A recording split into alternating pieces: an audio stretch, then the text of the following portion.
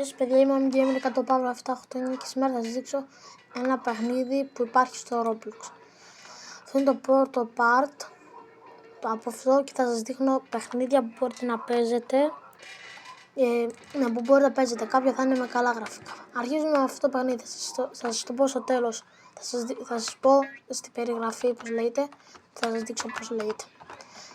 Θα σας δείξω για αρχή εδώ. Είσαι ένα ανθρωπάκι που εδώ υπάρχει ένας γέρος. Ναι. Που από αυτό πρέπει να κρυφτείς, μπορεί να σε σκοτώσει. Ναι. Υπάρχουν κλειδιά που με αυτά τα κλειδιά πρέπει να ξεκλειδώσεις μια πόρτα όπως βλέπετε εδώ και να μπεις μέσα και να νικήσεις. Όπως βλέπετε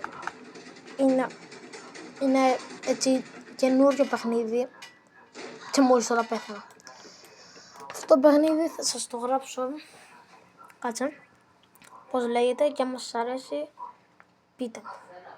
Θα σας το γράψω όπως λέγεται και άμα σας αρέσει πατήστε, και άμα σας αρέσει αυτό το παιχνίδι και το δοκιμάσετε πατήστε ένα like σε αυτό το βίντεο και τα λέμε.